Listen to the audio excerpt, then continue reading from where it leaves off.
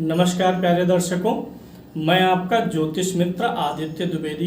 अगर आप अपनी कुंडली का परामर्श चाहते हैं, अपने प्रश्नों के उत्तर चाहते हैं, समस्याओं का समाधान चाहते हैं, खराब ग्रह दशाओं के उपाय जानना चाहते हैं, कुंडली मिलान करवाना चाहते हैं या किसी शुभ मुहूर्त के बारे में जानकारी लेना चाहते हैं, तो आप हमारे नंबर पर हमें कॉल कर सकते हैं या व्हाट्सएप मैसेज कर सकते हैं।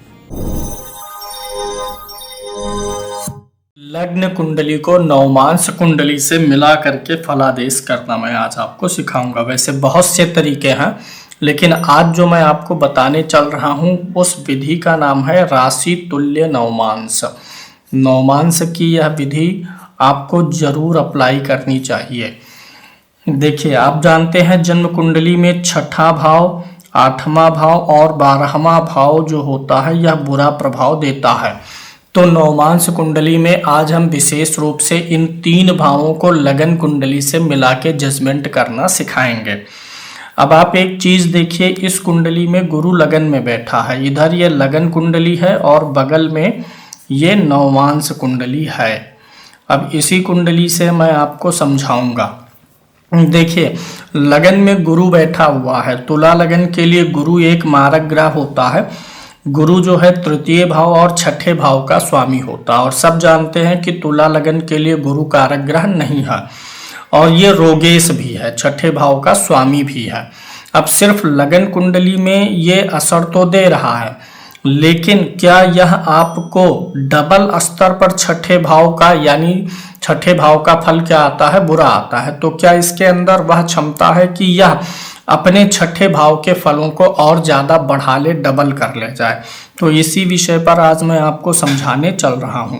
जैसे गुरु यहाँ पर छठे और तृतीय भाव का स्वामी है, तो आपको देखना है कि गुरु नवमांश कुंडली में किस राशि में बैठा हुआ है। अब इस कुंडली में अगर देखेंगे तो गुरु नवमांश कुंडली में 11 नंबर की गिनती पर बैठा हुआ है। ध्यान दीजिएगा, लेना है नवमांश कुंडली में, देखना है लगन कुंडली में।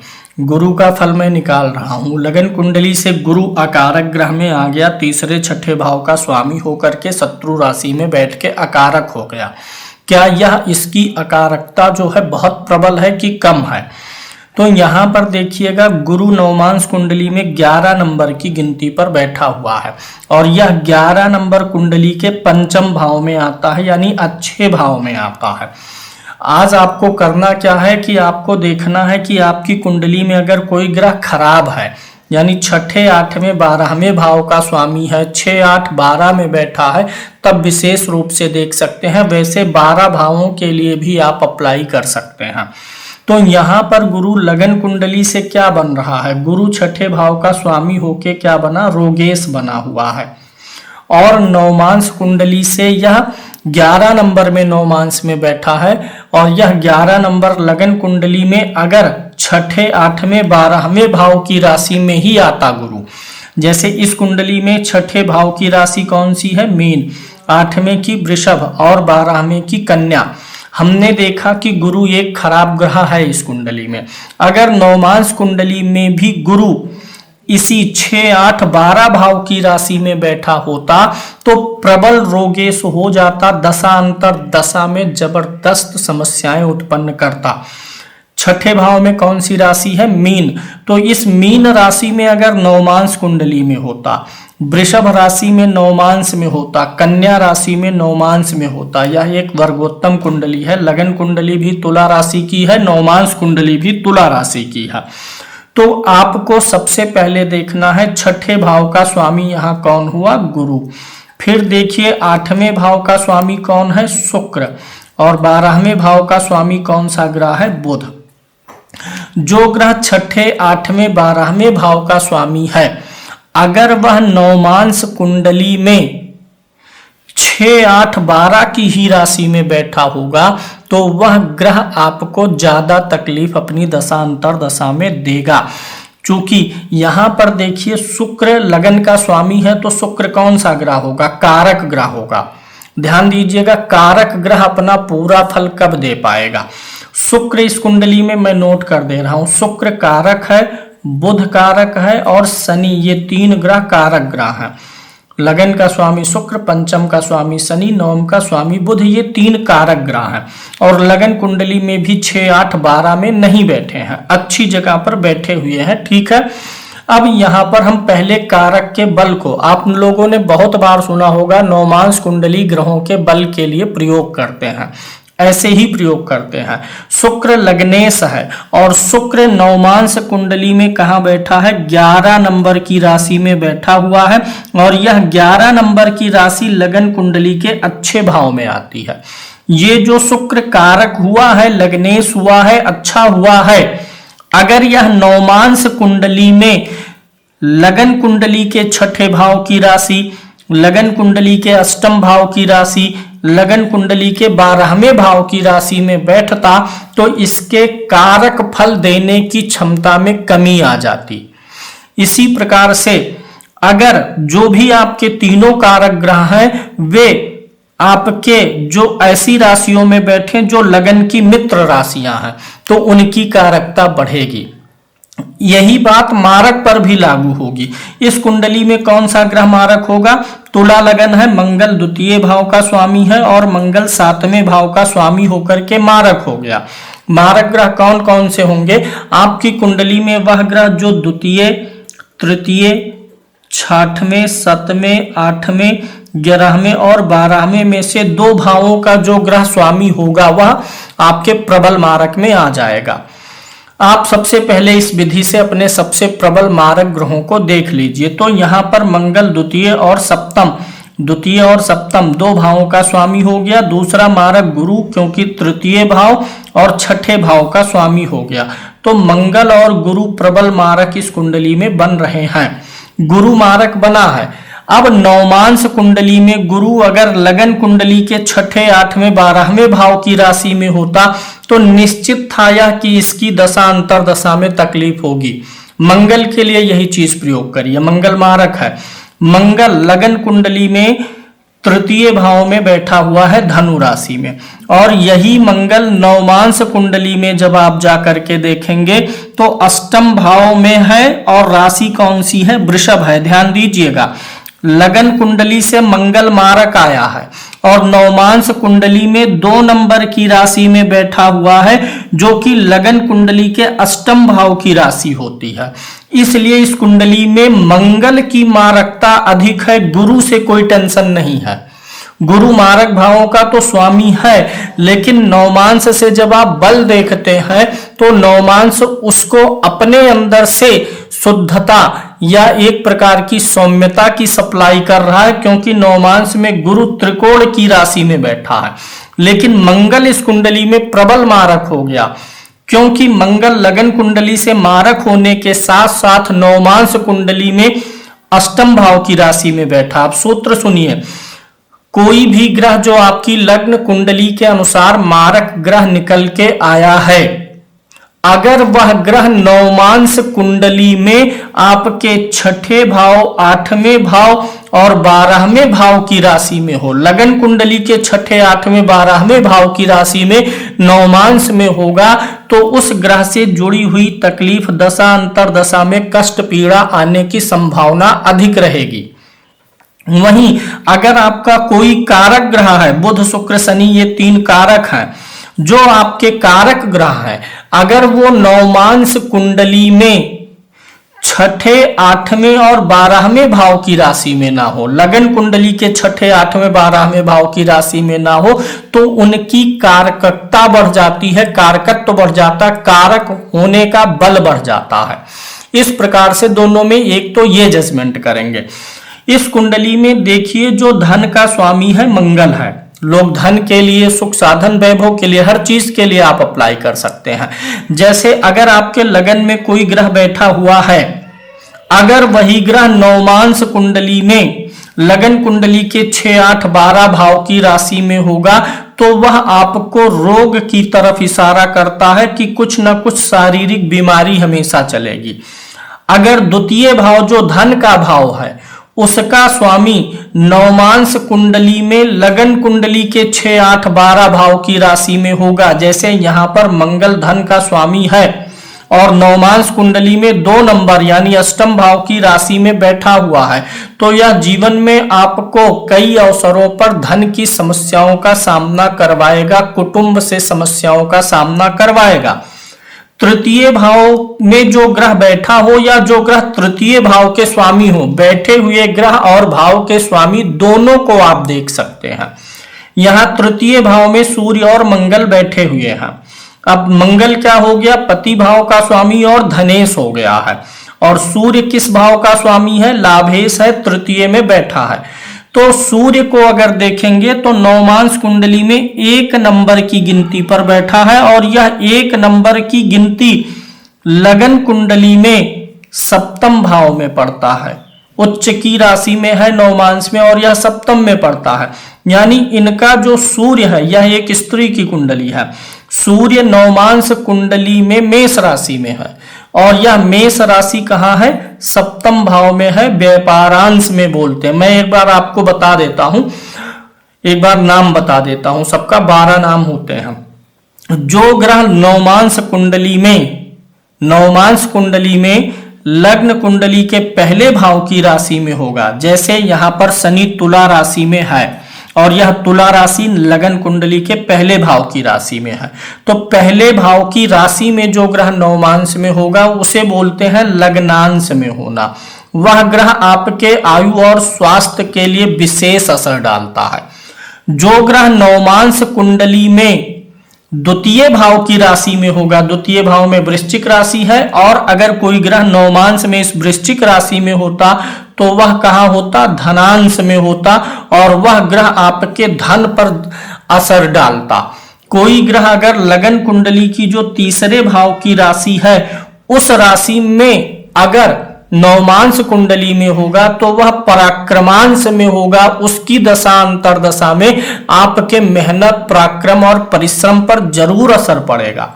आपकी लगन कुंडली के चतुर्थ भाव में जो राशि है उस राशि में नवमांश कुंडली में जो ग्रह बैठा होगा वह सुखांश का ग्रह कहलाएगा। जैसे इसी कुंडली में चौथे भाव में 10 नंबर की गिनती है, 10 नंबर में चंद्रमा बैठा हुआ है, तो चंद्रमा जो है सुखांश में है, यानी चंद्रमा की दशा अंतरदशा में इनके सुख, साधन, वैभव, भूमि, भवन, वाहन से जुड़ा असर मिलेगा।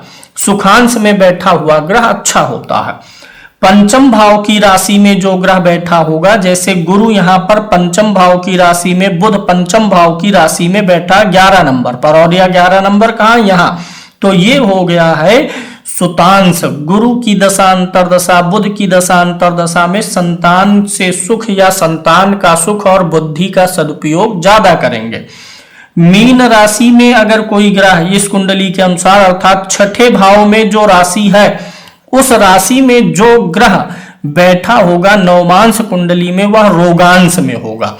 तो यहाँ पर केतु रोगांश में है, जो लगन कुंडली के रोग भाव की राशि है केतु उसी में बैठा है तो रोगांश है। इस कुंडली के लिए केतु एक बहुत बुरा ग्रह है। कैसे डिटरमाइन हुआ, देखिए केतु लगन कुंडली में खुद अष्टम भाव में बैठा हुआ है और नवमांश कुंडली में छठे भाव की राशि में है। ध्यान दीजिएगा, कोई ग्रह लगन कुंडली में छठे, 8वें या 12वें भाव में हो और नवमांश कुंडली में भी वह ग्रह छठे, 8वें या 12वें भाव की ही राशि में होगा तो उस ग्रह से जुड़े हुए शारीरिक अंगों में दिक्कत, पीड़ा, दशा खराब जाना, ये सारी चीजें होने वाली हैं। एक तो मंगल इनका मार्केश था और मंगल अष्टम भाव की राशि में था, तो शारीरिक रूप से परेशान करने वाला इस कुंडली में एक ग्रह मंगल है, दूसरा ग्रह कौन है, केतु। गुरु मारक होने के बावजूद भी तीव्र नहीं है क्योंकि नवमांश में वह त्रिकोण की राशि में बैठा हुआ है।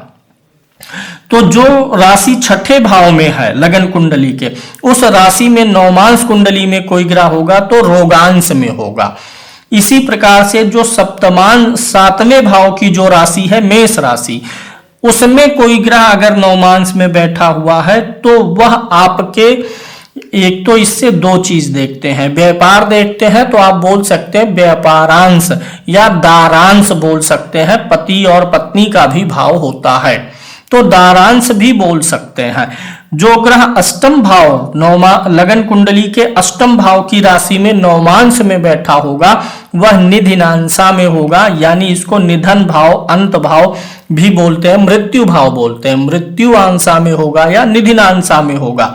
छठे को क्या बोलते हैं? रोगांश, यानी खराब है। इसको क्या बोलते हैं? निधिनांश। इसको क्या बोलते हैं? व्ययांश, खर्चे वाला। तो इसीलिए ये तीनों गड़बड़ है। अब इस कुंडली में जो मंगल है, एक तो लगन कुंडली से मारक है, दूसरा निधिनांशा में बैठा हुआ है, तो अष्टम भाव के राशि में नवमांश में बैठा है, तो मंगल ज्यादा खराब हो गया।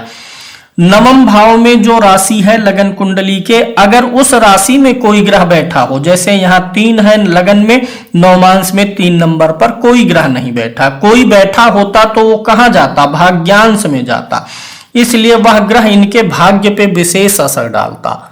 आमतौर पे भाग्यांश में कोई ग्रह बैठे तो अच्छा है। अब इसका दूसरा प्रोस्पेक्ट देखिएगा। इस कुंडली में मंगल क्या है? धनेश है। अगर यह मंगल जो धनेश है, अगर यह भाग्यांश में बैठा होता, नवमांश कुंडली में लगन कुंडली के भाग्य भाव की राशि में बैठा होता, तो धन के लिए भाग्य का सपोर्ट और अधिक बढ़ जाता। तो इसी प्रकार से जजमेंट होता। चौथे भाव का स्वामी कौन है? शनि है। ध्यान दीजिएगा, चौथे भाव का स्वामी यहां पर शनि है, और शनि नवमांश कुंडली में कहां बैठा हुआ है? 7 नंबर पर। और ये 7 नंबर क्या हुआ? लग्नांश हुआ। इनका सुख, चौथे भाव से सुख देखते हैं, इनका सुख स्वयं पे निर्भर करेगा, यानी अपने बल पे इनको जीवन में सुख बनेगा, इनके पति के द्वारा, यानी बहुत रूप से, पैतृक रूप से इनको बहुत सुख नहीं मिलेगा, स्वयं बनाएंगे जीवन में। इसी प्रकार से जो लगन कुंडली के 10वें भाव में जो राशि है वह कर्मांश होता है। तो 4 नंबर यहां है और यहां 4 नंबर खाली है, यानी कोई ग्रह कर्मांश में नहीं है। एकादश भाव की जो राशि है लगन कुंडली की, अगर नवमांश में उसमें कोई ग्रह बैठा है तो क्या होगा? लाभांश होगा। अब यहां पर ध्यान से समझिएगा। द्वितीय भाव धन का है, स्वामी कौन है? मंगल। अगर यही मंगल नवमांश कुंडली में यहां बैठा होता तो यह बहुत अच्छा फल कर जाता। क्यों? क्योंकि लगन कुंडली के अनुसार मंगल धनेश है, धन भाव का स्वामी है, और नवमांश के अनुसार वह कहां बैठता? लाभांश में बैठता। तो धनेश होता और लाभांश में बैठता तो धन और लाभ दोनों का कितना अच्छा कॉम्बिनेशन बनता। सिर्फ भाव के स्वामी को ही नहीं, भाव में बैठे हुए ग्रहों को भी ले सकते हैं। जैसे यहां पर राहु, बुध और शुक्र 3 ग्रह द्वितीय भाव में हैं, तो राहु को हम देखते हैं। इसी प्रकार से 12 भाव की राशि में जो ग्रह होगा वह व्ययांश में होगा। राहु द्वितीय भाव में है, धन भाव में है, तो क्या यह राहु धन भाव के लिए अच्छा है कि बुरा है? इसको नवमांश में देखेंगे तो 6 नंबर की गिनती पर बैठा है, और 6 नंबर कहां है? 12वें भाव में है।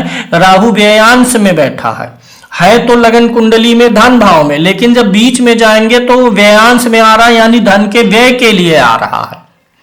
तो राहु यहां पर धन देगा नहीं, धन का व्यय करवाएगा। बुध को देखिए, धन भाव में बुध बैठा है, तो बुध बैठा है सुतांश में। धन भाव में बैठा हुआ ग्रह बुध नवमांश में 11 नंबर पर है, 11 नंबर सुतांश है, यानी बुध धन देगा। कब? सुतांश में है, संतान की प्राप्ति के बाद में देगा। शुक्र को ऐसे देखिए, धन भाव में है, और शुक्र नवमांश कुंडली में कहां बैठा हुआ है? सुतांश में बैठा हुआ है।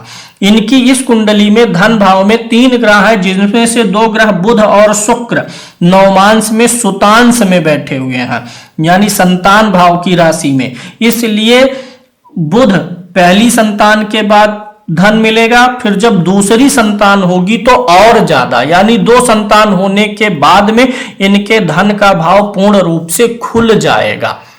अब मान लीजिए कि वर्गोत्तम ग्रह अच्छा क्यों माना जाता है? Why is a vargottam planet consider a good planet? Shani यहां पर मानना है, अज्यूम करना है, शनि मान लीजिए चौथे भाव का स्वामी होके चौथे भाव में है, तो शनि लगन कुंडली से क्या हुआ? चतुर्थेश हुआ, यानी चौथे भाव का स्वामी है, चौथे भाव में बैठा है। अगर यही शनि नवमांश में भी यहीं बैठा होता तो ये बताइए कहां होता?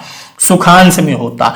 जहां पर लगन कुंडली में है उसी राशि में अगर नवमांश में हो गया तो लगन और नवमांश दोनों कुंडलियों से उस भाव से उसका कनेक्शन हो गया, जुड़ गया। जब आप किसी से कई तरीके से जुड़ते हैं, मान लीजिए कोई आपका अपना है, उससे आपका फिजिकल, इमोशन और अन्य भी प्रकार से इकोनॉमिकल हर प्रकार का जहां रिलेशन बनता है, वहां पर वो आपको ज्यादा सपोर्ट करता है, आप भी उसके लिए ज्यादा फिक्रमंद रहते हैं।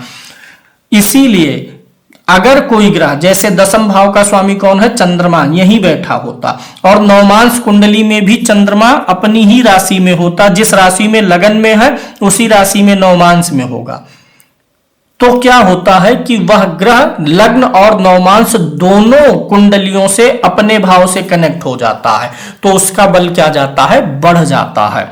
तो एक तो ये ध्यान रखना है। अब विशेष बात मैं बताता हूं, आपके धन भाव का जो स्वामी है वह रोगांश में, निधिनांशा में और व्ययांश में होगा, तो धन आने और जाने दोनों का रास्ता खुला रहेगा। दूसरा, जो आपके व्यय भाव का स्वामी है, अष्टम भाव, जो आपके छठे भाव, अष्टम भाव और 12वें भाव का स्वामी है, यहाँ पे धन भाव, छठे भाव का स्वामी कौन है, गुरु। अगर यह गुरु जो लगन कुंडली में छठे, 8वें, 12वें का स्वामी है, अगर वह नवमांश कुंडली में धन भाव की राशि में जाएगा तो भी धन आना जाना, आया धन इधर उधर जाने का रास्ता प्रिपेयर है। गुरु को लेते हैं, गुरु छठे भाव का स्वामी है और नवमांश कुंडली में यहां बैठ गया। किस राशि में बैठा, वृश्चिक में, और यह वृश्चिक धन भाव की राशि है। तो गुरु क्या है, छठे भाव का स्वामी है और नवमांश में धनांश में गया है, तो यह धन का व्यय कराएगा, क्योंकि लगन कुंडली के अनुसार छठे भाव का स्वामी है। तो इस प्रकार से दोनों तरीके से आप मिला सकते हैं। अब देखिएगा, आप नौकरी करते हैं, छठे भाव से नौकरी को भी देखते हैं, सप्तम से व्यापार को देखते हैं।